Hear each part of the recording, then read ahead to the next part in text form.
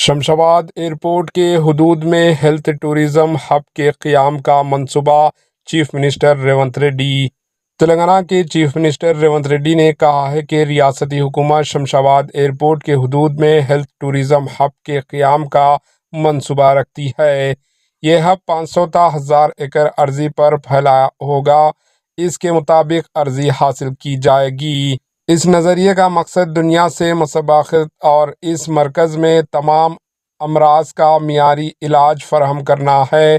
انہوں نے حیدرآباد میں بسوا تارکا کینسر اسپتال کے 24ویں تاسیس کے موقع پر منعقدہ تقریب سے خطاب کرتے ہوئے کہا کہ مشرق وسطی ممالک کے کئی مریض علاج کے لیے حیدرآباد کا سفر کرتے ہیں۔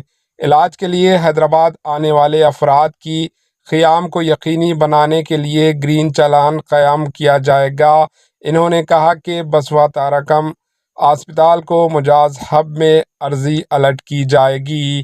Bureau report, AHN news.